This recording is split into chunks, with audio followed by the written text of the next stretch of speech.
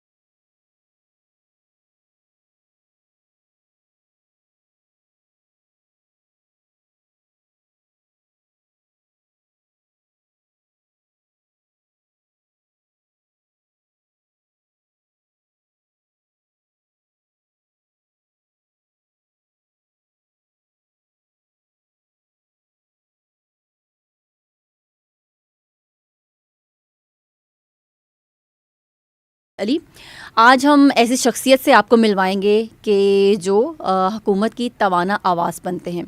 हुकूमत के किए गए वो काम जो कि आवाम को बराह रास्त फ़ायदा देते हैं, ये उसे सराहते हैं।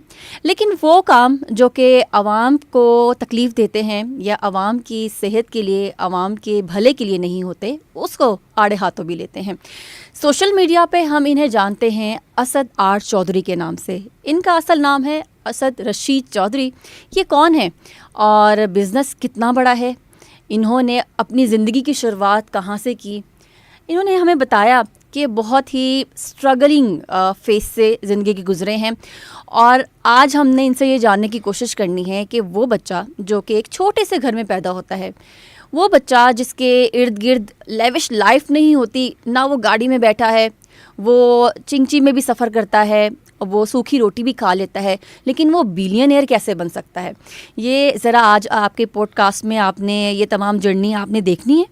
और बहुत सारे लोग इससे इंस्पिरेशन भी लेंगे और बहुत सारे लोग अपनी ज़िंदगी तब्दील करने की भी कोशिश करेंगे। असद रशीद चौधरी साहब, असद आर चौधरी साहब, आपको जी हमारे प्रोग्राम में हम खुशामदीद कहते हैं, वेलकम कहते हैं। बहुत शुक्रिया। सोशल मीडिया से तो हम आपको जानते हैं, मुलाकात हो गई आज आपके साथ। ये बताइएगा आप हैं कौन, कहाँ से आपने अपनी जर्नी की शुरुआत की और अब कहाँ पे पहुँच चुके हैं? मिस मैं बेसिकली जो है वो बाय प्रोफेशन तो एंटरप्रेन्योर हूँ। सोशल मीडिया पे लोग मुझे जो है वो कुछ सहाफ़ी भी समझते हैं, और एंटरप्रेन्योरशिप जो है उससे पहले जो मेरा बैकग्राउंड है, I was born in a very slum area of Sheikhupura. बहुत ही रूरल बैकग्राउंड है, और ये कि वही एक जो देहाती लाइफ होती है कि आप टाट स्कूल में पढ़ते हैं, बोर्ड के नीचे दरख्त के नीचे बैठते हैं, बगैर चार दीवारी वाले स्कूल में जो है ना वो जाते हैं, नीली यूनिफॉर्म पहनते हैं, मास्टर से जो है वो सोटियाँ खाते हैं और साइकिल का टायर लेके डंडे के साथ जो है वो चलाते हैं, तख्ती पोंछते हैं, वो जो ऊपर गोबर लगा के और गाची लगा के और कलम से लिखते हैं। तो वो वाले बैकग्राउंड से जो है उठे और ये कि बहुत ही स्ट्रगल की।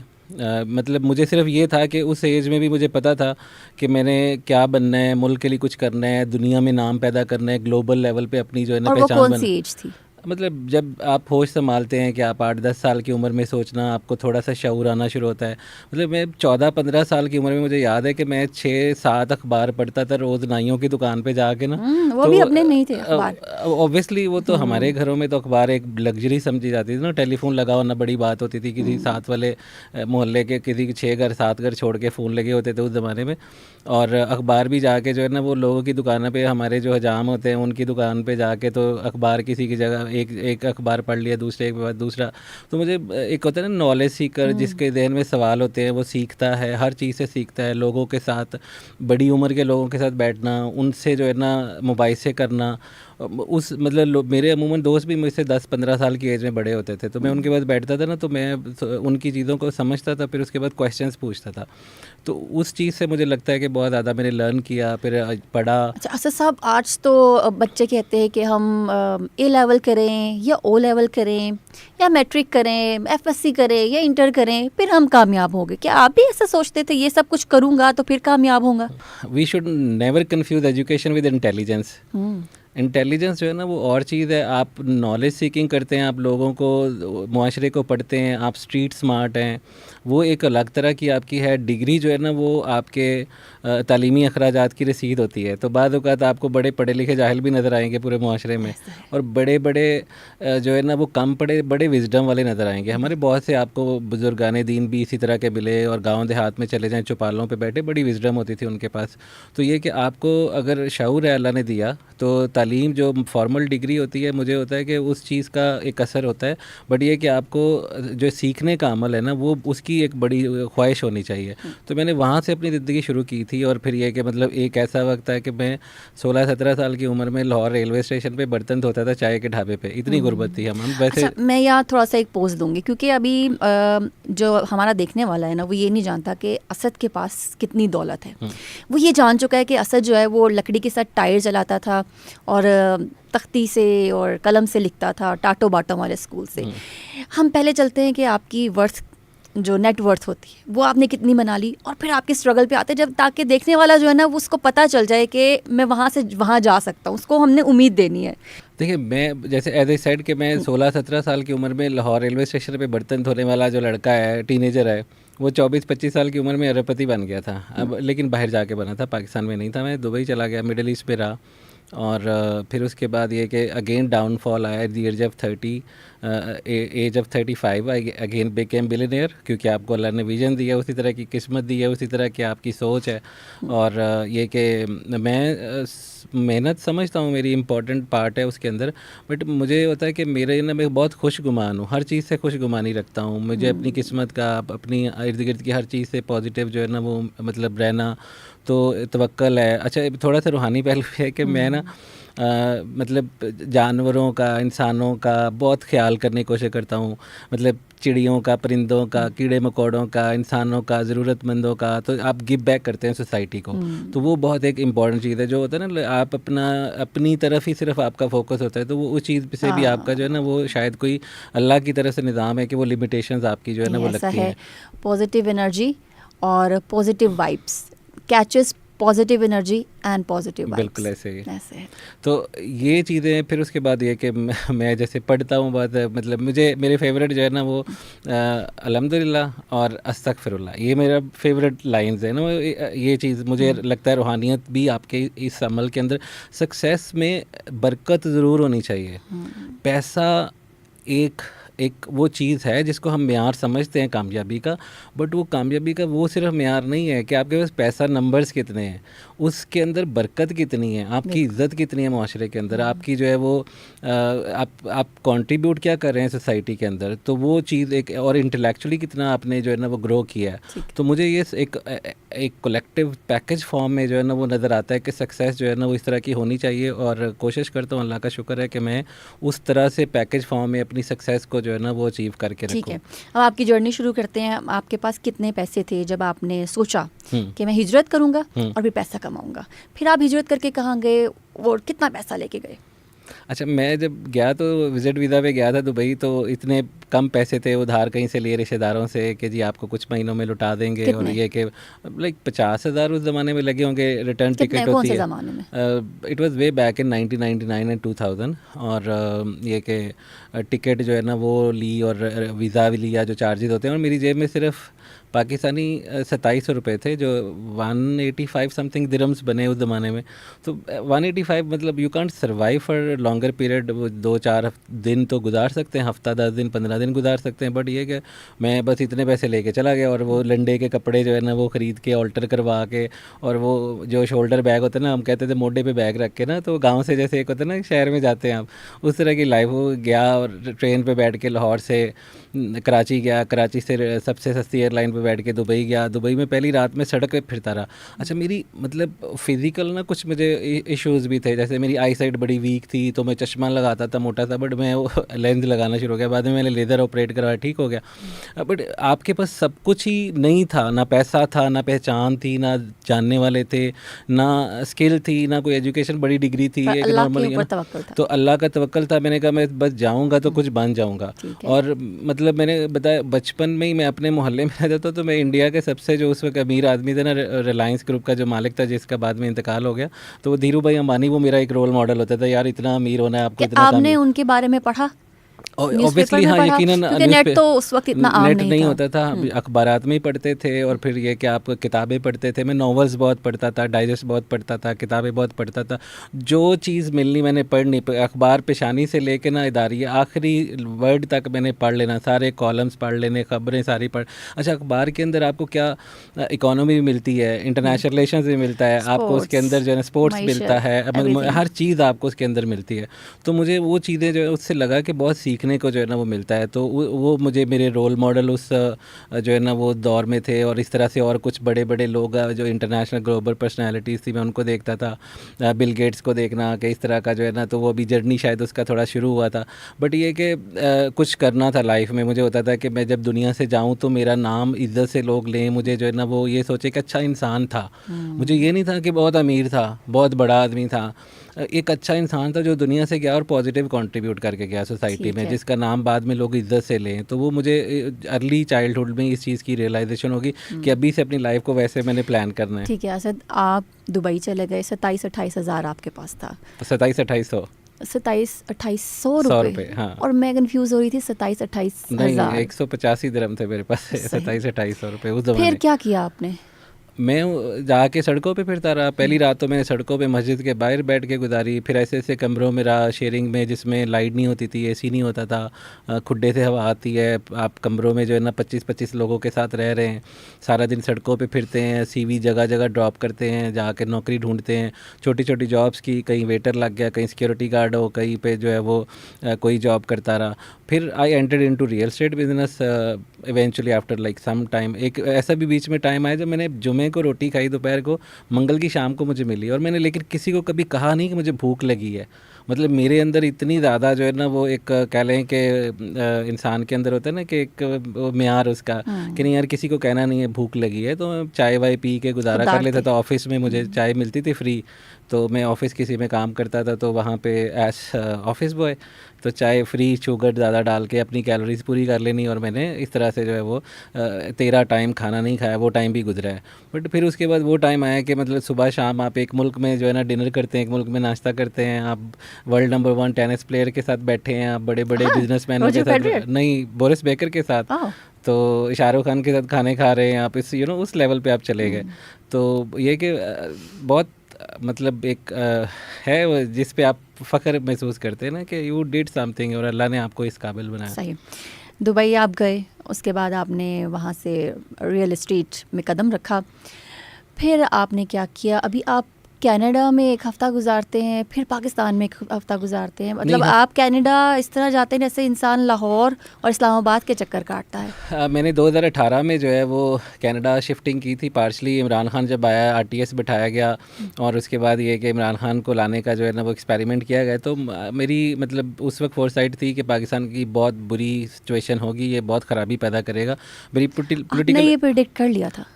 अल्लाह की रहमत है, मैं 100% कहता और था आपका लोगों। कारोबारी जहन था आपका कि आपने सोचा कि कारोबार अब नहीं नहीं, possible? कारोबार के अलावा आपको बहुत सी चीज़ें हैजिंग करनी है लाइफ में।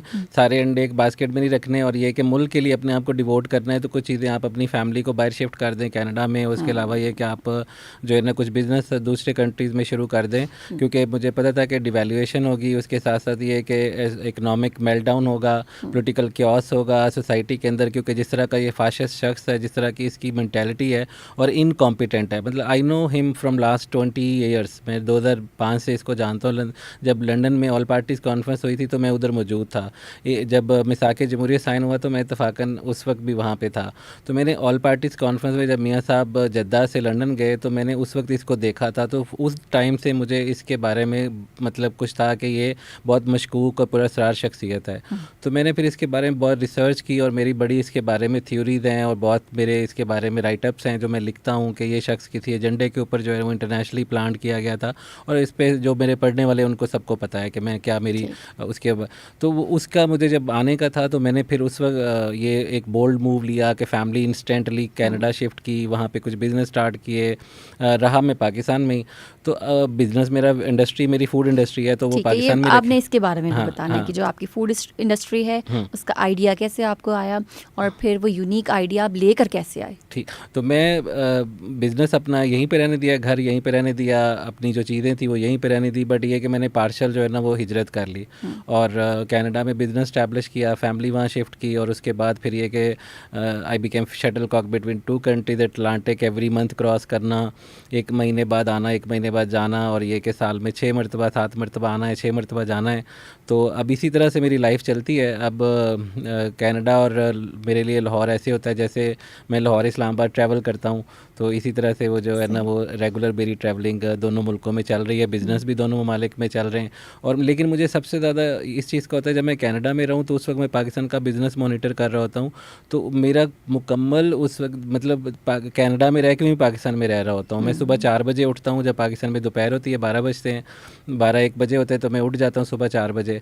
फिर मैं वहाँ की चीज़ों को भी देखता हूँ और पाकिस्तान की चीज़ों को भी कंटिन्यूस में देख रहा होता हूँ। जो पाकिस्तान में हो रहा है उसके ऊपर लिख रहा हूँ, वीडियोस बन रही हैं, वो चीज़ें कंटेंट क्रिएशन हो रही है। ठीक है, तो पॉलिटिक्स पे मैं आऊँगी। आपकी इंस्टा फूड फैक्ट्री इंडस्ट्री ये क्या है? ये डिहाइड्रेशन इंडस्ट्री है। फ्रूट्स वेजिटेबल्स को ड्राई करते हैं, मीट को ड्राई करते हैं, हर चीज़ जो कि एडिबल है, खाने वाली है, उसको ड्राई करते हैं, प्रिजर्व करते हैं। It's a new form of preserving a food. जैसे हम कोल्ड एक मेथड है कि आप फ्रोज़न फूड खाते हैं, इस तरह एक डिहाइड्रेटेड फूड होता है जिसमें आप मॉइस्चर रिमूव कर देते हैं, उस चीज़ को प्रोडक्ट को जो है ना आप प्रिजर्व कर लेते हैं फॉर अ लॉन्गर पीरियड, और it can last even up to 25 year. आप 25 साल बाद भी पैकेट खोलेंगे तो वो चीज़ खा सकते हैं, गर्म पानी में डालनी है तो वो वापस फ्रेश हो जाएगी। तो ये जो है ना वो हर जगह स्टोर हो सकती है, इसके फ्रोज़न कोई आपको टेम्परेचर नहीं चाहिए। और ये फ्रूट्स, ड्राई फ्रूट्स नॉर्मली आप जो खाते हैं तो वो मशीनों पे हम ड्राई करते हैं, बट आपको नॉर्मली मार्केट में ज़्यादातर सन ड्राइड जो है वो मिलते हैं। तो ये माशाल्लाह मतलब मैंने तो जब शुरू इसकी जो टेक्निकलिटीज़ हैं या इसकी जो मशीनरी है आपने इंपोर्ट की कैसे यहाँ नहीं, पे? मैंने जब ये इंडस्ट्री लगाई दुबई से पाकिस्तान आके, तो मशीनरी भी पाकिस्तान में मिल नहीं रही थी, तो मैं हर चीज़ में ना कोशिश करता हूँ कि इनोवेटिव कुछ अप्रोच रखूँ। तो उस वक्त मैंने फिर इसको नेट पे पढ़ा और ये कि इसके ब्लूप्रिंट्स निकाले और एक्सपेरिमेंट जो है ना वो किया, और दैट बिकेम वेरी सक्सेसफुल। और मेरी हालांकि कोई इंजीनियरिंग, इलेक्ट्रिकल की और मैकेनिकल की बैकग्राउंड भी नहीं थी, ना मेरी फूड साइंस की बैकग्राउंड थी, बट ये कि मशीनरी भी खुद तैयार कर ली और इंडस्ट्री भी माशाल्लाह से इस तरह की यूनिक हो गई कि अब मशीनरी पाकिस्तान पूरे में डिहाइड्रेशन की मैं खुद बनाता हूँ। मतलब पूरे पाकिस्तान में मुझसे ज़्यादा अच्छी सक्सेसफुल जो यानी कि जिसका आप मशीनरी के भी एक पाइनियर हैं पाइनियर और इंस्टा फूड काइंड ऑफ जो फूड है डिहाइड्रेटेड फूड डिहाइड्रेटेड उसके फूड भी आप पाइनियर हैं। यू कैन से पाइनियर। मेरे से पहले एक इंडस्ट्री है पाकिस्तान में थी, I was the second one, but ये कि one of the largest industry in Pakistan Insta food, और ये कि वो माशाल्लाह से बहुत ही एक्सक्लूसिव काइंड ऑफ बिजनेस है। ठीक है, मैं दोबारा आपसे पूछूंगी अपनी नेटवर्थ बता दें या फिर आप एफबीआर से डरेंगे? नहीं, एक्चुअली मेरी you can say I am a billionaire अल्हम्दुलिल्लाह, टचवुड, मतलब in terms of net worth इस तरह से कि आपके गुडविल होती है ब्रांड की आपकी, उसके अलावा एसेट्स होते हैं इन डिफरेंट कंट्रीज़, तो अल्हम्दुलिल्लाह मतलब मुझे ये होता है कि आप आप हर वक्त जब चाहें ट्रैवल कर लें, अच्छी लाइफ गुजारें, फिर भी हम जानना तो चाहेंगे, दुनिया घूमें, तो उस कैटेगरी के अंदर हूँ जहाँ जब जाऊँ 5 स्टार होटल्स में रहूँ, अच्छी जगहों पे रहूँ, अच्छे घर हों, अच्छी गाड़ियाँ हों, बिजनेस हो, प्रॉपर्टी हो। कितने घर हैं? तो मेरे माशाल्लाह से घर तो वैसे 2 हैं, बट ये कि प्रॉपर्टीज़ हैं और डिफरेंट कंट्रीज़ के अंदर, तो ये ठीक है माशाल्लाह से। हाँ। मैं ये चाह रही थी कि हम अपने देखने वालों को मोटिवेट करें, लेकिन एज यू विश। अब आते हैं पॉलिटिक्स पे। पॉलिटिक्स में इतने आप माशाल्लाह से वो हैं, एक्टिव हैं, आप बिजनेसमैन भी हैं, आप सोशल वर्क भी कर रहे हैं, आप सीपैक को भी बहुत अच्छे तरीके से जान रहे हैं और उसके ऊपर भी काम कर रहे हैं। How do you manage? देखिए, अल्लाह आपके काम में, आपके टाइम में जब बरकत डाल देता है ना, जब आप अल्लाह की मखलूक का सोचते हैं तो आपकी चीज़ों में वो कुन फयाकुन वो चीज़ें वो करता चला जाता है। मैं अपना काम जो है उसको अगर कम टाइम देता हूँ, अल्लाह की मखलूक के लिए ज़्यादा सोचता हूँ, लिखता हूँ, मैं ये सोचता हूँ मैं खैर के लिए काम कर रहा हूँ, मैं अच्छा काम कर रहा हूँ, तो ये मुझे ये नहीं है कि मेरा इसमें नाम हो या मेरी इसके अंदर कोई पहचान बने या मेरे कोई मतलब इसके अंदर वेस्टेड इंटरेस्ट हैं, कोई ऑब्जेक्टिव्स हैं अचीव करने हैं। मुझे होता है मैं खैर के लिए काम कर रहा हूँ, मैं अच्छाई फैला रहा हूँ, इंटेलेक्चुअल सोशल वर्क कर रहा हूँ। तो ये जब पॉलिटिकल हो या उसके अलावा आप कुछ सोशल वर्क करते हैं, तो आप जब दूसरों के लिए करते हैं तो अल्लाह आपकी चीज़ों के अंदर जो है ना वो बरकत डालता है, तो आपकी सीधियाँ भी सीधियाँ पड़ी रहती हैं और आपकी पुट्ठियाँ भी सीधी पड़ जाती है। तो मुझे बस इस चीज़ का होता है कि मैं इतना कुछ करता हूँ, लोग सोचते हैं अच्छा जी आप तो बहुत सी चीज़ें, तो मैं कहता हूँ यार दुनिया में बहुत लोग हैं, बहुत बड़े बिजनेसेस कर रहे हैं, मतलब I am a kind of normal person जिसकी मतलब एक अपर मिडिल क्लास कह लें या एलीट, ठीक है लोग कहते हैं एलीट है, बट मुझे होता है अपर मिडिल क्लास है, मैं I try to keep my profile low, लेकिन ये कि दुनिया में बहुत सक्सेसफुल लोग हैं, उनकी बहुत बड़े बिजनेसेस हैं और वो सब चल रहा होता है। और जितना ज़्यादा बड़े बिजनेस होते हैं, चीज़ें होती है, उतना आसान होती जाती है लाइफ। आपको सिर्फ ये कि वो जो डेवोल्यूशन ऑफ पावर होता है, टास्क असाइन करना, सिस्टम्स खड़े करने, लोगों को इस काबिल पावर करना कि वो चीज़ों को करें, फिर उन पर ट्रस्ट करना। ये नहीं है कि आप हर चीज़ में खुद ही जो है ना वो लग जाएं और दूसरों पे ट्रस्ट ना करें, उनको मौका दें, उनको सिखाने। मैं हमेशा रॉ फॉर्म में HR लेता हूँ, उनके अंदर सबसे पहली चीज़ देखता हूँ कि ये ऑनेस्ट है, उसके अलावा हार्ड वर्किंग है और विलिंग है काम करने के लिए।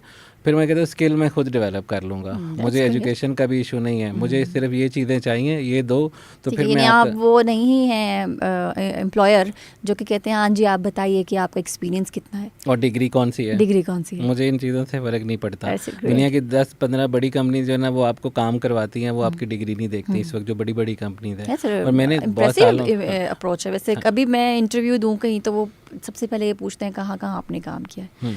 स्टार्ट में भी ऐसा ही था। तो एक थी मीडिया इंडस्ट्री, वहाँ उन्होंने मेरा इंटरव्यू लिया, तो मैंने उनसे कहा कि आप काम करवाएं, स्किल्स मैं सीख लूँगी, I have the will power. ऐसे ही वो आप मौका देंगे, जिसको मौका देते हैं वो अगर आप मौका देंगे वो आपका सबसे ज़्यादा क्वालिटी ह्यूमन रिसोर्स डेवलप होगा, सबसे ज़्यादा वफादार होगा आपके साथ। आपने उसको बुरे टाइम पे हाथ पकड़ना है, उसका मौका तो दें, प्लेटफॉर्म तो दें उसको कि जी मेरे पास आओ, चलो मैं सिखाता हूँ, गलतियाँ करोगे कोई बात नहीं, लेकिन गलतियाँ करने के बाद, सीखने के बाद कुछ मेरे लिए भी करके जाना, ताकि मुझे ये इत्मीनान हो कि हाँ मैंने कुछ अच्छा किया, शुरू में ट्रस्ट किया, इत्मीनान किया, मौका दिया, प्लेटफॉर्म दिया, तो उसके बदले में किया।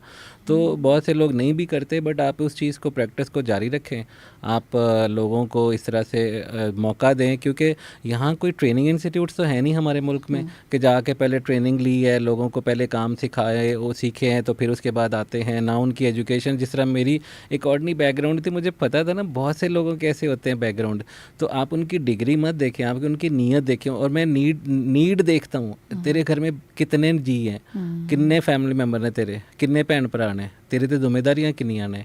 तो फिर मैं कहता हूँ पैसे जो है ना इसकी स्किल के हिसाब से नहीं, इसकी नीड के हिसाब से दो, क्योंकि घर में रोटी पकेगी तो वफादारी से काम करेगा ना मेरे साथ।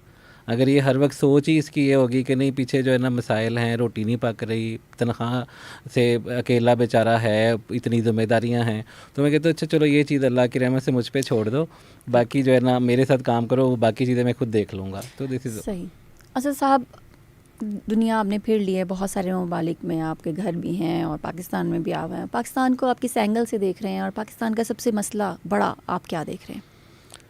देखिए, पाकिस्तान मेरा इश्क है, मैं उसके बारे में क्या हमेशा बात की है। खुशगुमान रहता हूँ। पाकिस्तान के बारे में लोग जो है ना कोई बात कर दे सही, तो मैं कहता हूँ मैं मतलब वहाँ घुस जाऊँगा, मुझे इस चीज़ को मेरे मेरे मुल्क मज़ा आ के बारे गया। में मेरे मुल्क के बारे में बात नहीं करो। मैं खुशगुमान हूँ, ये अल्लाह का नूर है।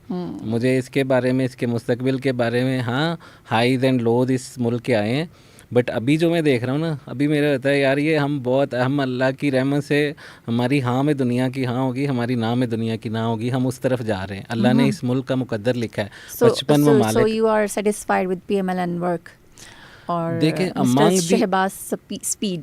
Among the available option best team है इस वक्त, जो इस वक्त हमारे फील्ड मार्शल हैं, इनसे ज़्यादा अच्छा आर्मी चीफ पाकिस्तान को कभी नहीं मिला। और इस वक्त जो प्राइम मिनिस्टर है ना शहबाज शरीफ, इससे ज़्यादा अच्छा प्राइम मिनिस्टर आपको पाकिस्तान में शायद ही इतना फ्लेक्सिबल, कॉम्पिटेंट, हार्ड वर्किंग, और वो सीएमशिप में भी साबित किया है, और अभी की जो हमारी जो 14 महीने की इत्तेहादी हुकूमत थी उसके दौर में भी साबित हुआ।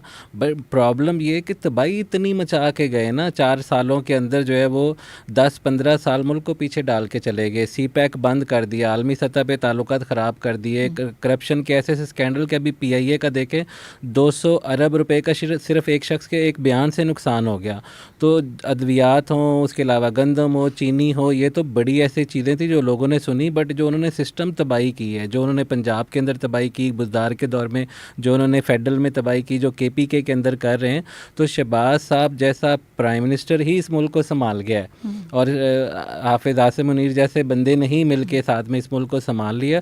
और इस वक्त कोलेशन गवर्नमेंट है, अगर ये मुल्क को नहीं संभालेंगे ना, तो फिर दूसरी तरफ PTI ही पड़ी है, जो कि सिर्फ आप समझें कि वो यूनियन काउंसिल चलाने के लायक लोग भी नहीं हैं, जिनको एक मुल्क जो है ना उनके हवाले किया गया था।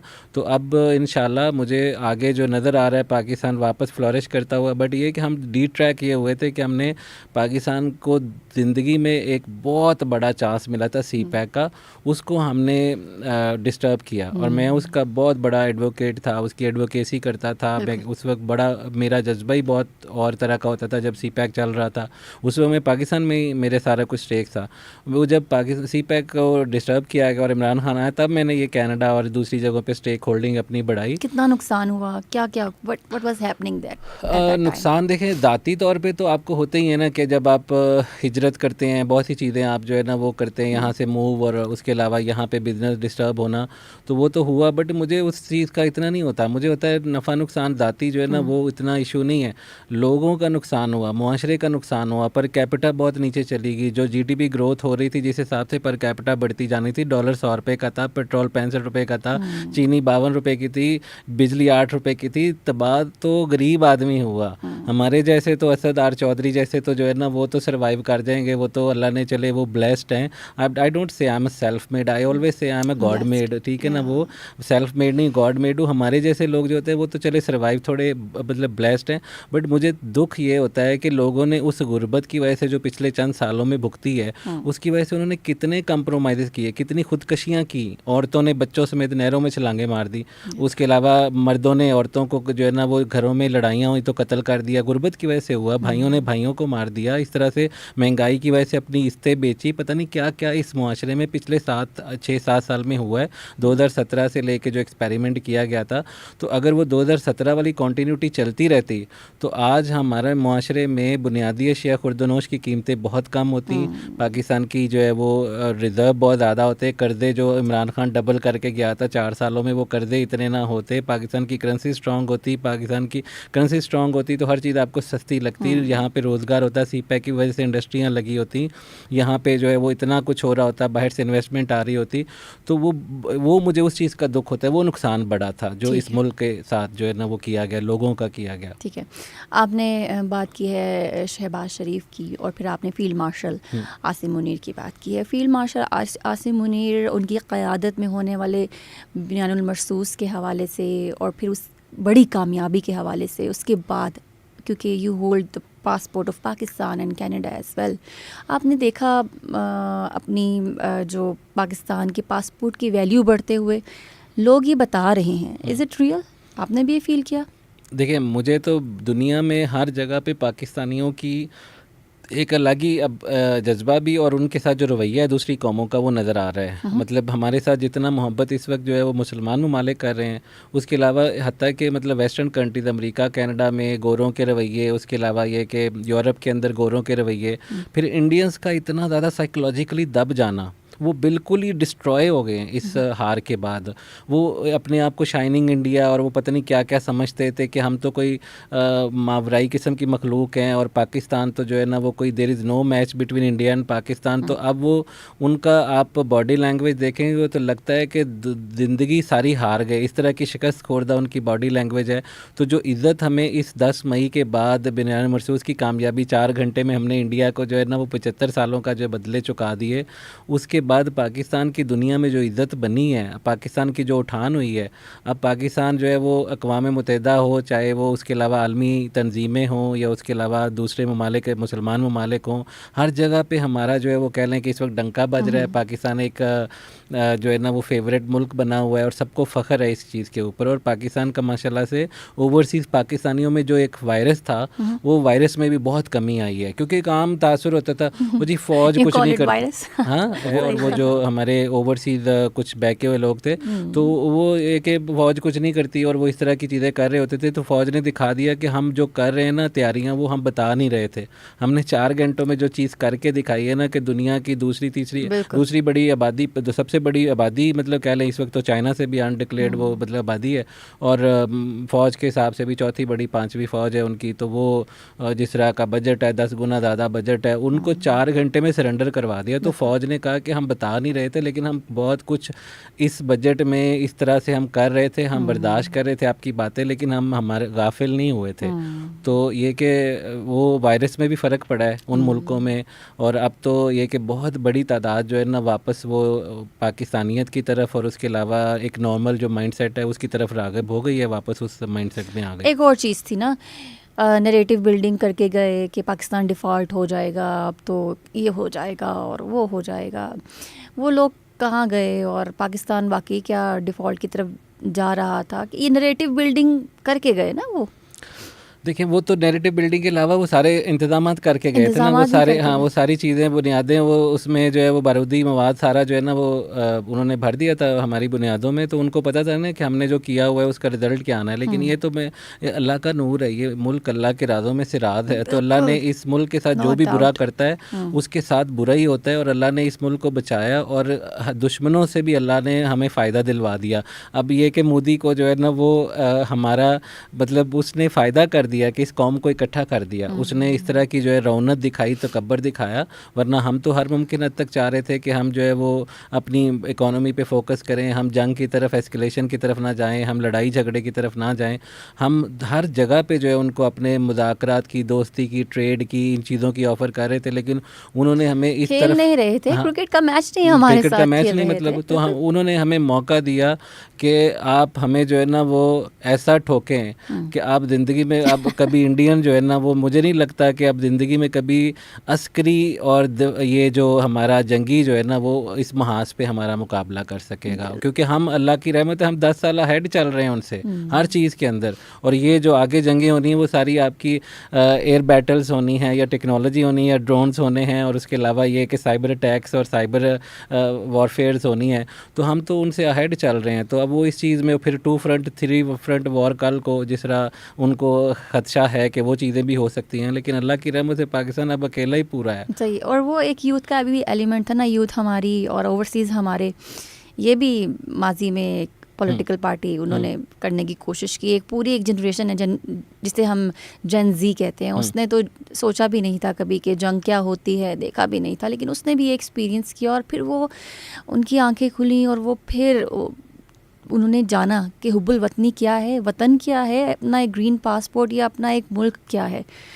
तो इसके हवाले से आप क्या देखिए, कहेंगे? एक तो ये कि आप अगर कभी पाकिस्तान के बारे में लोग बातें करते हैं ना, तो मैं कहता हूँ पाकिस्तान को ना, एक तो दुनिया के 10 15 20 जो बड़े ममालिक हैं उनके साथ कंपैरिजन मत किया करो। उनके पीछे 500 साल की हिस्ट्री है। आप 100 साल, 150, 200, 300 साल, 500 साल की हिस्ट्री वाले कंट्रीज़ के साथ डायरेक्टली उठा के फर्स्ट वर्ल्ड कंट्री के साथ कंपैरिजन करना शुरू कर देते हैं। कहते हो जी अमेरिका जैसे नहीं, हम यूके जैसे, कनाडा जैसे नहीं है।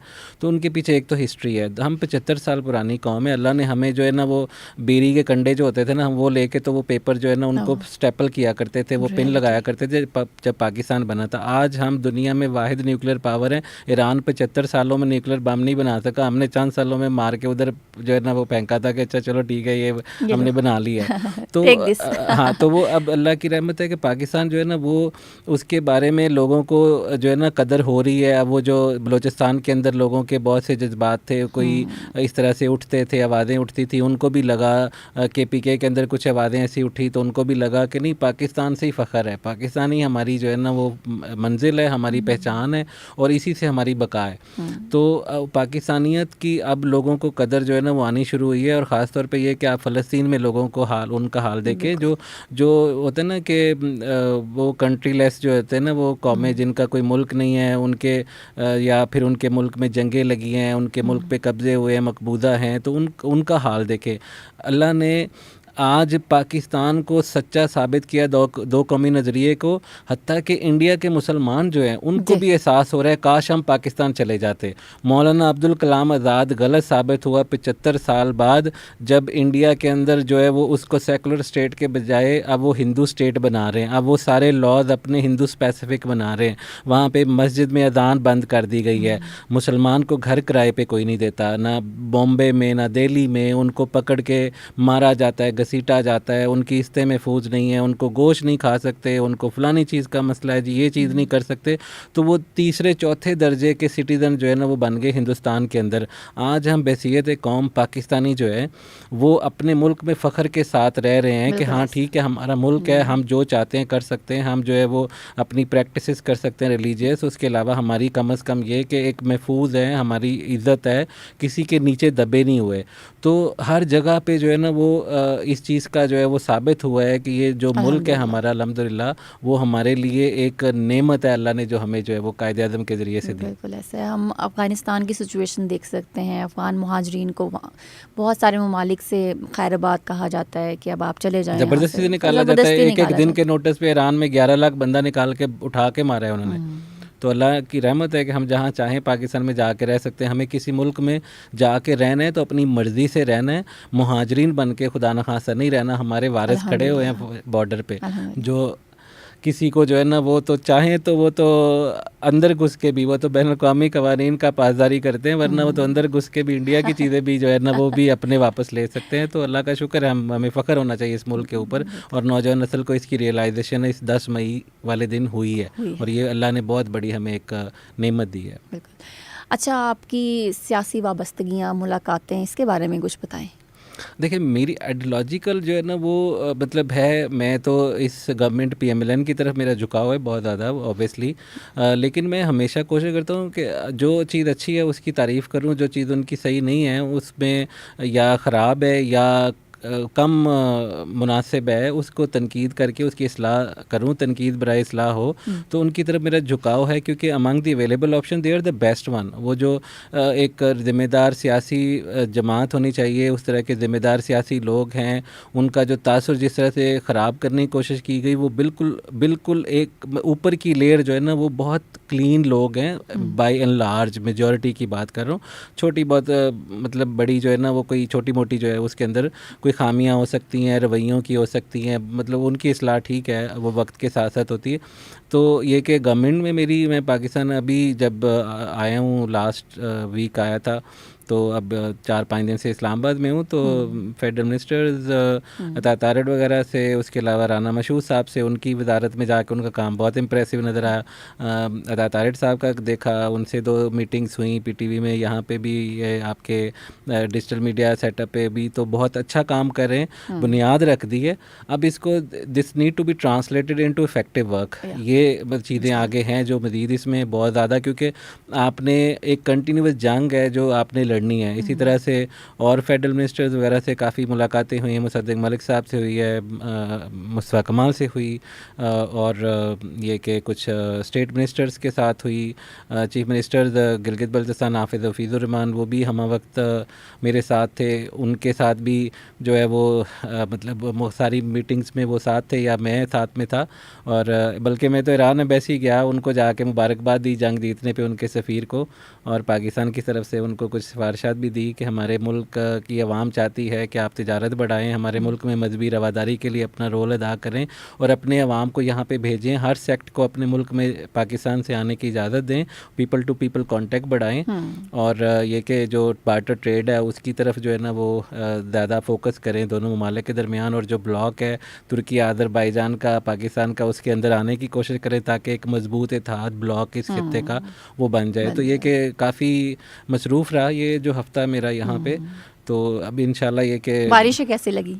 बारिशें देखें, ये क्लाइमेट चेंज है तो इसका मुझे मतलब मैं लिखता हूँ इसके ऊपर पहले भी ज़्यादा कि डैम्स की एक तो नीड है, दूसरा हमारे वाटर चैनल जो है ना उनके रास्ते साफ़ करने की ज़रूरत है, नजायज़ तजावज़ात और गैर कानूनी जो तामीरात हैं वो उनकी तरफ अर्बन प्लानिंग, टाउन प्लानिंग्स। फिर ये कि बड़े शहरों को जो है ना वो हमारी एक लिमिट होनी चाहिए बसाने की, छोटी आबादियाँ, छोटे शहर जो है ना, ये हमारे दीन में भी कहा गया है कि छोटे छोटे शहर बसाओ, ये इतनी बड़े शहर जो है ना वो बसाना। और फिर उसके साथ साथ ये कि अब जैसे आपको क्लाइमेट चेंज के बाद इन चीज़ों को प्रिजर्व करना है। कुछ साल आपके खुश्क साली के आते हैं, कुछ साल आपके बहुत ज़्यादा बारिशें होती हैं, तो आपकी जो फॉरेस्ट्री है, जंगलात का लगाना, दरख्त लगाना, पानी चूस कुएँ होते हैं जो ज़ेरे ज़मीन पानी के लेके जाते हैं, जो रिवर्स पंपिंग करते हैं, वो उसका लगाना जगह जगह पे जो है ना वो पानी वो उन ज़मीन के अंदर वापस जाए। तो इस तरह की चीज़ें मैं लिखता भी रहता हूँ कि ये पानी जो ज़ाया जा रहा है अभी समंदर में जाएगा, तो इस पानी को यहाँ पे जो है वो इस्तेमाल किया जा सकता था, ज़ेरे ज़मीन वापस भेजा जा सकता था, कैनाल्स की सफाई करें, और इस तरह पानी जो हमारा रिवर इंडस का है उसको भी प्रिजर्व ज़्यादा से ज़्यादा करें। वो पीछे डैम्स होंगे हमारे तो उस पर यह कि वो पानी पीछे रुक जाता है, और जो बारिशों का पानी है ये हमारा रिवर्स के अंदर, कैनाल्स के अंदर चला जाता है नालों के थ्रू, तो फिर इतनी फ्लडिंग जो है वो नहीं होती। तो बहरहाल ये कि अल्लाह की तरफ से है, इसके अंदर यकीनन इंसान, पंजाब गवर्नमेंट ने बहुत अच्छा काम किया है, इस्लामाबाद में भी अच्छा जो है वो इंतजाम देखने को मुझे नज़र आए। बाकी सूबों के अंदर जो है वो मसाइल थे, पानी की जो तबाही है वो तो यकीनन एक कुदरती आफत है, लेकिन ये कि जो आपके रेस्क्यू वर्क होता है तो वो मुझे पंजाब में तो होता है ना कि वो भी नज़र आया। उसके अलावा सफाई का अमला हर वक्त दिन रात वहाँ पे मसरूफ़, और ये कि आपके जो मुंतज़म आला हैं, एडमिनिस्ट्रेटर हैं, जैसे वज़ीर आला मरीम नवाज़ हैं, तो वो रात सारी जाके कंटिन्यूस मॉनिटरिंग कर रही थी और सारा कुछ जो है वो देख रही थी, लोगों को जहाँ रेस्क्यू करना था। उसके अलावा गलियाँ, रास्ते, सड़कें, बाज़ार जो सफाइयाँ, और वो सुथरा पंजाब प्रोग्राम के तहत उनका अमला वैसे ही काफ़ी ज़्यादा भर्तियाँ हुई हैं। तो ये दोनों चीज़ों में जगह मुझे नज़र आया कि एक अल्लाह की तरफ से एक चीज़ थी, तो उसका जो है ना वो काफ़ी हद तक उन्होंने लोगों को रिलीफ देने की कोशिश की। अच्छा, आगे बढ़ते हैं क्योंकि हमने इख्तिताम भी करना है अपने पॉडकास्ट का। यूथ को आप क्या पैगाम देंगे? मैं ये देखती हूँ कि यूथ ये समझ रही है कि एक ओहदा लेना एंड दैट्स इट, उसको मेंटेन भी करना है। आप कितने घंटे सोते हैं, आप कितने घंटे जागते हैं, और काम करना कितना ज़रूरी है, फॉलो अप करना कितना ज़रूरी है, अपने आप को मेंटली पीसफुल रखना कितना ज़रूरी है, गुस्सा आपको कितना काबू में रखना है, और कितना आपको किल करता है, आपकी कौन सी आदत आपको पीछे की तरफ लेकर जाती है, ये ज़रा एक्सप्लेन करें। देखिए, सबसे पहले तो मैं लोगों को ये कहूँगा कि वो ना अपने मिजाज को जो है वो इतदाल पसंद बनाएं। ये जो शिद्दत पसंदी होती है ना, बहुत ज़्यादा आप जज्बाती होना, रिएक्ट करना फौरी तौर पे, इस पे कंट्रोल पाने की अपनी पर्सनैलिटी में सबसे ज़्यादा बहादुर शख्स वो होता है, हज़रत अली करमुल्लाह वजह को कॉल है कि जो गुस्सा पीता है ना, तो सबसे बड़ी बहादुरी ये होती है। तो आप अपने गुस्से को पिएँ, जितना मेच्योरिटी आपके, जितनी अंदर आपके, कहते हैं ना खाली पांडा ज़्यादा खड़कता है, तो जितना आप गहरे होते जाते हैं ना उतना आपके अंदर ठहराव, सुकून आता जाता है। आप जो जितनी गहरे दरिया या समंदर या जौहर तालाब होंगे तो वो पुरसकून होते हैं, तो जितनी छल्ले मार रहे होते हैं ना तो वो उनकी गहराई कम होती है। तो एक तो ये कि गहराई पैदा करेंगे, अगर अपने अंदर सुकून लाएंगे तो आपकी पर्सनैलिटी जो है ना उसके अंदर आपकी बहुत क्रिएटिविटी आपको जो है ना वो मिलना शुरू हो जाएगी, जितना आपके अंदर सुकून आएगा। फिर उसके बाद ये कि अपनी सोच को पॉजिटिव रखें, जो चीज़ करें उसको समझ के उसमें बेस्ट होने की कोशिश करें, वो खुद ही उसमें रास्ते बनते चले जाएंगे, और जो उसको फिर आगे उससे आगे रास्ते खुद बनते चले जाते हैं। आपकी पहचान एक ऐसे शख्स के तौर पे होनी चाहिए जो हर फन मौला नहीं है, जो फन है उसका माहिर है बस। हाँ जी, इसमें बेस्ट है। वो जो मैंने एक आमिर खान की फ़िल्म है, तो वो उसमें पता नहीं 3 इडियट्स है कौन सी है, वो कहते हैं कि आप जो है ना जो काम करें उसके बेस्ट बन जाए, कामयाबी झक मार के आती है। तो आप बेस्ट तो बनने की कोशिश करें, ख्वाहिशा सिर्फ पाल लेना कि मुझे ये चाहिए, वो भाई अपने आप को इस काबिल तो करें। आपके पास जो है पहले ये देखें मेरी ताकत क्या है, मेरे पास ये स्किल है, नई स्किल है। अब आप पहले तो अपनी पर्सनैलिटी वैल्यूएशन कर लें, फिर उस हिसाब से अपना कोई रोड मैप बनाएं कि मुझे जॉब करनी है, मुझे बिज़नेस करना है, फिर पेशेंस के साथ उस पर लग जाएं। नई अच्छा स्किल सीख लें ना। आजकल तो गवर्नमेंट की तरफ से 6-6 महीने के डिप्लोमे करवा रहे हैं। आप 2-3 साल लगा के राइट एजुकेशन ले लें। आप अगर ये जो डिजिटल कोर्सेज हैं वो घर पे बैठे ख़वातीन कर सकती हैं, वो 6-6 महीने के कोर्सेज जो है वो नहीं करती हैं। लड़के जो हैं वो एजुकेशन गलत साइड की ले लेते हैं, और हमारे मुआशरे में जो सेमी स्किल्ड मतलब है ना फोर्स, वो नहीं तैयार की जा रही। इलेक्ट्रिशियन, प्लम्बर, मैकेनिक्स और उसके अलावा आईटी के शॉर्ट कोर्सेज करवा दे, बेरोज़गारी जो है वो बहुत ज़्यादा उस पर फ़र्क पड़ जाएगा। तो मैं तो इस पे भी अभी लोगों को कहूँगा कि ब्लॉकचेन टेक्नोलॉजी है। अब ब्लॉकचेन डेवलपर्स जो है ना दुनिया में 10-10 हज़ार डॉलर कमा रहे हैं घर बैठे, पाकिस्तान में बैठे ब्लॉकचेन डेवलपर। तो आप ब्लॉकचेन डेवलपर बने, दो राइट साइड पे अपनी एजुकेशन ले जाओ। वो डिग्री सुबह जो है ना वो माँ बाप को बताना मैं कॉलेज चला, वो सान उन्होंने ते चढ़ा रहे होंगे ना मैं बड़ा पढ़ रहा हूँ। जब वो BA MA करके ग्रेजुएशन करके बाहर निकलता है तो एक लेटर ड्राफ्ट नहीं कर सकता।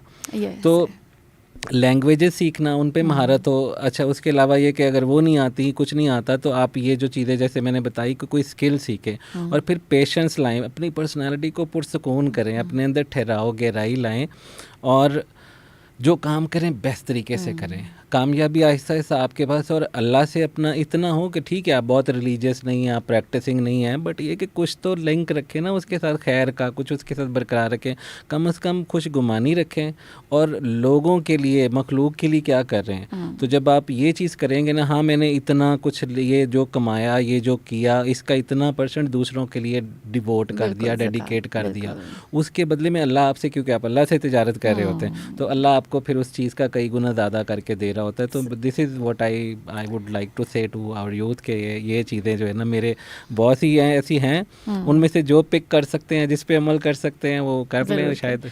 अच्छा, हम एंड पे अब ये भी बात करेंगे प्राइम मिनिस्टर शहबाज शरीफ के हवाले से, उनकी स्ट्रेटजीज़ के हवाले से, और एक प्राइम मिनिस्टर की ड्यूटी कितनी होती है या उनको कितनी मेहनत करनी पड़ती है, ये ओहदा कितना रिस्पॉन्सिबल है, और क्या क्या कब कब काम, दिन रात काम करना पड़ता है, ये भी ज़रा बताएं हमें।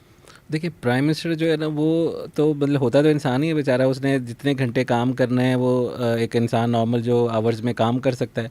बट शहबाज शरीफ के बारे में लोग सोचते हैरान होते हैं कि यार ये बंदा सोता कब है। ये तो लगता नहीं है कि 4-5 घंटे जो है ना उससे ज़्यादा सोते होंगे।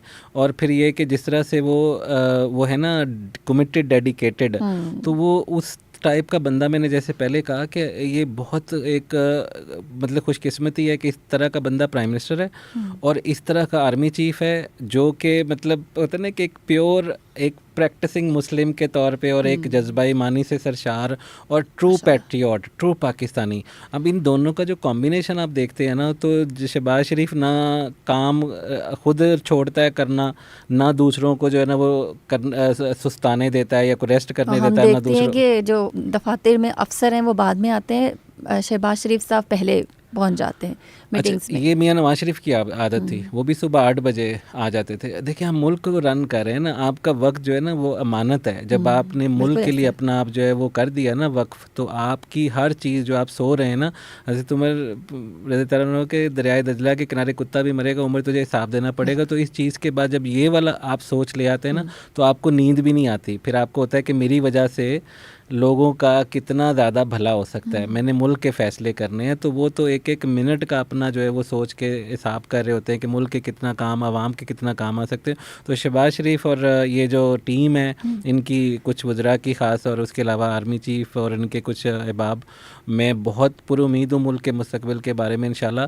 कुछ वक्त की परेशानी है, थोड़ी सी ये जो महंगाई है, उसके अलावा पेट्रोल प्राइसेस, बिजली की कीमतें बढ़ी, डॉलर जो है वो ज़्यादा उसकी ओवर वैल्यूएशन है और IMF प्रोग्राम है, तो इस वजह से लोगों को थोड़ी सी दिक्कत परेशानी है, मुश्किलात हैं। लेकिन मैं बार बार लिखता हूँ कि अच्छा वक्त आने वाला है। आप अगर गवर्नमेंट की 10 चीज़ें हैं ना, तो उसमें से 6 अच्छी हो रही हैं, 2 कम अच्छी हैं, या 2 बहुत ख़राब हैं, या 2 ख़राब हैं और 2 बहुत ख़राब हैं और 6 अच्छी हैं। तो कम से कम 6 की वजह से आप वो 4 पे भी बेनिफिट ऑफ डाउट दो। उसमें नीयत उनकी ठीक है, लेकिन ये कि हो सकता है सर्कमस्टांसेस ऐसे नहीं हैं कि वो चीज़ें वैसी हो पा रही हैं, और आप फिर भी करें तनकीद इस्लाह के तौर पे, सजेशन दें, ताकि जो बहुत ख़राब है वो थोड़ी। तो आपके नज़दीक कौन सा ऐसा मसला है जो कि संगीन है, पाकिस्तान का मसला, और उसे फौरी तौर पर हल होना चाहिए? देखिए, मेरी नज़दीक जो सबसे बड़ी चीज़ है ना, वो इस वक्त वो तो हमारी मतलब ये रिफॉर्म्स का ही था। टैक्स नेट को बढ़ाना, उसके अलावा ये कि हमारी जो एडमिनिस्ट्रेटिव रिफॉर्म्स थी उनको करना, वो हो रही हैं ऑलरेडी, निष्कारी है वो हो रही है। और बड़ा एक फ़ाइनेंशियल प्लान किसी मुल्क के साथ, मेरी ख्वाहिश बहुत शिद्दत से है कि CPEC रिवाइवल हो। तो CPEC अगर रिवाइवल हो जाता है, तो जब गुर्बत कहते हैं घर में दाखिल होती है ना दरवाजे से, तो जो अखलाकियत है वो खिड़की से बाहर चली जाती हैं। तो जब आपका मुल्क मुआशी तौर पे ठीक होना शुरू हो जाएगा, तो सारे मसाइल खुद ही हल होना शुरू हो जाएंगे। तो सबसे बड़ा मसला है मईशत ठीक कर लें, और मईशत ठीक करने के लिए आपको जो है वो इन्वेस्टमेंट लेके आनी है। निष्कारी जो है वो कर रहे हैं, लेकिन ये कि ये छोटी छोटी चीज़ें हैं जो रिफॉर्म्स हैं, इससे थोड़ा फ़र्क पड़ेगा। बड़ा फ़र्क पड़ेगा बड़ी इन्वेस्टमेंट से, और वो चाइना से या खलीजी ममालिक से, और वो मोस्ट प्रॉब्ली चाइना से CPEC 2 रिवाइवल की शक्ल में आ सकती है, जिससे एकदम से हमारी इकॉनमी का टर्न अराउंड हो जाएगा और मुल्की लेवल पे लोगों को रिलीफ भी होता नज़र आएगा, करेंसी भी थोड़ी स्टेबल होगी, तो उससे इंशाल्लाह बेहतरी हो जाएगी। पाकिस्तान के कौन से आप सियासतदान को सबसे ज़्यादा दानिशमंद तस्वुर करते हैं कि ये इंसान सबसे ज़्यादा दानिशमंद है? देखिए, शहबाज शरीफ एज अ प्राइम मिनिस्टर, मैं समझता हूँ कि वो मतलब एक उनकी पर्सनालिटी के अंदर सबके साथ लेके चलना, ये दानिशमंदी के अलावा ये चीज़ बहुत बड़ी खासियत है कि सबको साथ लेके चलना, सबकी जो अहमियत है, उनकी जो इज़्ज़त है, इससे नफ्स है, उसको भी बरकरार रखना, और सबकी अहमियत भी, उनको ड्यू क्रेडिट भी दे के रखना, और अहमियत भी उनको दे के रखना, और उनको साथ लेके चलना। ये बहुत बड़ी क्वालिटी है जो शायद मेरी नज़र में मतलब इंटेलिजेंस से भी ज़्यादा होती है, कि आप बहुत समझदार हैं। समझदार होने से ज़्यादा ये आपका है कि आप कितने बाज़र्फ़ हैं। तो समझदार तो आपके इर्द गिर्द टीम भी हो जाती है, लेकिन आप एक्सपीरियंस हो गए हैं, आपकी कॉमन सेंस अच्छी है, आप समझदार भी एक ठीक है, अच्छे समझदार हैं, बट ये कि एक्स्ट्रा ऑर्डिनरी समझदार आपके लिए टीम साथ में काम कर लेती है। आप एक्सपीरियंस हो गए, और आपकी जो सबसे बड़ी क्वालिटी ये है कि आप मुल्क के लिए कमिटेड हैं। आप चाहते हैं मैं दुनिया में कुछ करके जाऊं इस मुल्क के लिए, ताकि मेरी आखिरत बन जाए। तो वो जो मुझे चीज़ है ना एज पैकेज, वो शहबाज शरीफ के अंदर तो नजर आपको आती है। लगता है कि उन्हें वो पहचान भी मिल रही है जो वो कर रहे हैं?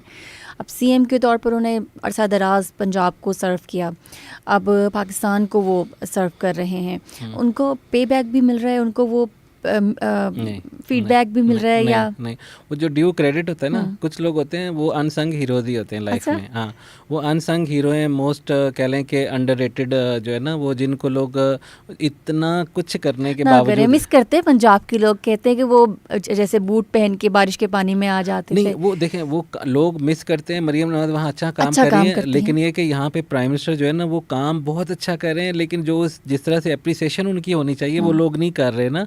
तो वो मुझे होता है कि वो और करें, क्योंकि एक बंदा इतनी मेहनत कर रहा है यार, उसकी कदर करो। वो बंदा कर रहा है ना, तो वो सारी चीज़ें कि वो फ़ौज के साथ भी साथ लेके चल रहा है, उसके अलावा ये कि वो पीपल्स पार्टी को इत्तेहादी हुकूमत में साथ लेके चल रहा है, अवाम का सोच रहा है, चारों सूबों में जा रहा है, आलमी सतह पे मुख्तलिफ ममालिक में जा रहा है, और वो डिप्लोमेसी इनिशिएट करता है जो इतनी ज़्यादा पाकिस्तान को फ़ायदेमंद होती है, जिस तरह से वो लोगों से ज़ाती रवाबत बनाता है।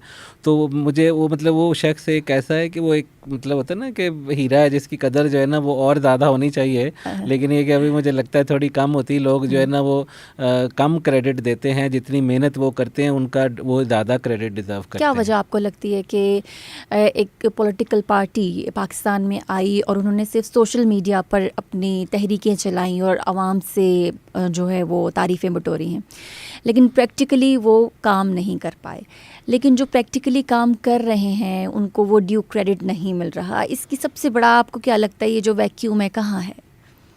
देखिए वैक्यूम बस ये कि आप उन्होंने जिस तरह से एक इंटरनेशनल खैर वो एजेंडा था, जिस तरह से उसको ब्रांड के तौर पे बना के पेश किया, लोगों के साथ कनेक्ट किया, 10-20 साल उन्होंने होमवर्क किया ना, उस यूथ को जवान होने दिया, उनके साथ आहिस्ता आहिस्ता उनके ऊपर असरअंदाज होते गए, ओवरसीज़ के साथ कनेक्ट किया, उनसे पहले तो चंदा बटोरा शौकत खानम के नाम पे और मुख्तलिफ रफ़ाई इदारों के नाम पे, नमल यूनिवर्सिटी के नाम पे, और उनके साथ कनेक्ट कर लिया।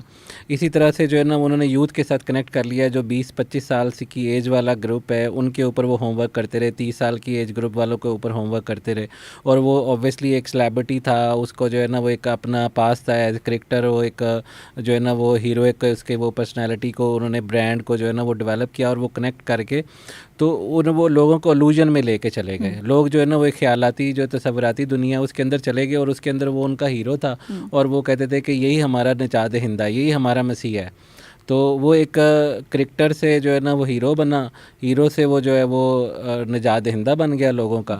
हालांकि वो था एक लोफर आदमी, प्ले बॉय का ट्रांसलेशन जो है ना लोफर होती है, उसको प्ले बॉय कहते थे आलमी सतह पे, तो प्ले बॉय मशहूर था। लेकिन अब वो लोग उसको इस तरह से कि वो कुछ भी कर ले, लोग उसको बेनिफिट ऑफ डाउट देते हैं, और काम तो उनकी जो है ना वो चॉइस थी ही नहीं है। अभी किसी ने कोई एक जो है ना वो शो में लड़की कह रही थी कि वो जो है ना वो चलते फिरते बहुत अच्छे लगते थे, दुनिया में जाते थे तो पता चलता था कि हमारा वज़ीर आज़म है, काम का हमें मसला नहीं है। तो ये जब माइंड सेट हो तो जो कल्ट फॉलोइंग होती है ना, कल्ट फॉलोअर जब पैदा किए जाते हैं ना, तो उनको ये कहा जाता है कि हम आपसे वोट नहीं सिर्फ लेंगे, हम आपके ऊपर हुकूमत करेंगे, आपके जहनों में घुस जाएंगे, आपके जिस्मों में घुस जाएंगे, और आपकी सोच के अंदर हम ये बताएंगे, जो बताएंगे वही आप करेंगे, हम जैसे कहेंगे आप सोचेंगे, जैसे कहेंगे आप वैसे बोलेंगे। तो ये कल्ट फॉलोअर्स होते हैं, फिर वो आपकी ज़ुबान बन जाते हैं। अच्छा, उन्हें लग रहा था कि कहीं ब्रेक नहीं लगेगी, जैसे अलीमा खान का एक इंटरव्यू बहुत मशहूर हुआ, उन्होंने कहा कि अगर खान को नहीं छोड़ेंगे तो हम रेमिटेंसेस ओवरसीज़ को कह के रुकवा देंगे, लेकिन ऐसा तो हुआ नहीं, रिकॉर्ड रेमिटेंसेस पाकिस्तान ने रिसीव किए। अच्छा, उसमें दो चीज़ें हैं, एक तो ये कि रेमिटेंसेस के, बल्कि तीन चीज़ें कहूँगा, कि पाकिस्तानियों की तादाद बहुत बड़ी है कुछ हालिया अरसे में, क्योंकि पॉपुलेशन एवरेज बढ़ रही ना, साल की 50 लाख पॉपुलेशन बढ़ेगी, 2.53% हमारी एनुअल जो है पॉपुलेशन ग्रोथ है। अब अगर 50 लाख लोग जो है वो सालाना पैदा होंगे नए, तो कुछ बाहर भी जाएंगे, तो वो कुछ बाहर गए, और उसके अलावा ये कि जो राय रास्त पे लोग आए कुछ, वो भी एक वापसी का उनका सफ़र था। और तीसरी चीज़ सबसे इम्पॉर्टेंट पार्ट ये है कि लोग अपने घर वालों को पैसे भिजवाते हैं। लोग वो बाई डिफ़ॉल्ट मुल्क को ही आने हैं, तो वो तो अपने घर वालों की नीड पूरी कर रहे होते हैं। तो लोगों ने इनकी इसलिए भी इस चीज़ को नहीं माना, मैं इस चीज़ को समझता हूँ कि कुछ लोगों की वापसी हुई है, लेकिन ये कि ये जो बाकी दो फैक्टर्स हैं उसकी वजह से भी मेनली लोग अपने घर वालों को पैसे भिजवाते हैं। तो ये जो हार्ड लाइनर से उन्होंने कुछ कोशिश की भी होगी कि नहीं भेजे होंगे, बट अल्लाह ने क्योंकि जो है पाकिस्तान का अच्छा लिखा हुआ था, तो इसलिए कोई फ़र्क इस चीज़ से नहीं पड़ा। तो इन लोगों लेकिन आपको लगता है क्या किसी सियासी पार्टी की कॉल से ओवरसीज पाकिस्तानी रेमिटेंसेस, ऐसा भी क्या क्रेज हो सकता है आपको लगता है? नहीं, ये देखें, ये ना सोशल मीडिया के ऊपर हैं, और उसके अलावा अब ये ड्राइंग रूम्स तक चले गए हैं। बाकी जो है वो आपको वहाँ पे अमूमी तौर पे 10 मई के बाद अब वो ख़त्म हो गई है शिद्दत। जो पहले सड़कों पे भी निकलते थे, जलसे भी करते थे, अब एक चीज़ का उनको होता है कि हम जो है ना वो मतलब इस हद तक जो न्यूट्रल वाला तबका था ना, जो उनकी तरफ थोड़ा झुकाव रखता था, वो वापस न्यूट्रल हो गया। सही। तो ये अब बेअसर हो गए। अब सिर्फ ये कि सोशल मीडिया के ऊपर उनकी प्रेजेंस जो है वो थोड़ी सी है, बाकी इतना कोई मसला नहीं। ठीक है असद साहब, अब प्रोग्राम को हम ख़त्म करते हैं, पॉडकास्ट को लाइटर नोट पर कोई जोक सुनाएं। देखिए मुझे हंसी आनी चाहिए मुझे। अच्छा, मैं बस नहीं, जोक्स का ये मुश्किल काम है। शेर और जोक्स ये दोनों चीज़ें ऐसे होते हैं। मैं वैसे सिचुएशनल जो है ना वो चीज़ों को एंजॉय करता हूँ। कभी मेरी तरफ से सिचुएशनल ऐसी हो जाती, कभी लोगों की तरफ से, लेकिन ये कि ये एक ऐसा काम है जो मुझे लगता है कि मुझसे नहीं, I want a joke from you. मतलब आपको इतना आपने कामयाबी हासिल की, तो इस आप ज़रा थोड़े हैं मजाकिया या जुगते लगाने वाले? नहीं, मैं मजाक नहीं उड़ाता हूँ, जुगते नहीं लगाता हूँ। मैं मजाक जो है ना वो मतलब उसको अगर कोई वो हो कि सर्कमस्टांशियल हो, आप अपने ऊपर जो करके ना जी जी, तो वो करते हैं आप? उसको मैं एंजॉय कर लेता हूँ अच्छा अच्छा। अपनी चीज़ को करके कि यार वो मेरे जैसा जो है ना वो लग रहा था, वो ऐसा लग रहा था। अब वो मतलब आप अपना करके लोगों को जो है ना वो उस चीज़ को एंजॉय करवा दें। बट ये कि मैं I try not to make fun of others. तो ये एक होती है कि अब तो खैर संजीदगी ज़्यादा आंसर आ गया है। अब मुझे होता है कि इंटेलेक्चुअल डिस्कशन हो, आपको उसका ठीक है, मज़ा आता है। तो फिर शेर ही अर्ज कर दीजिए।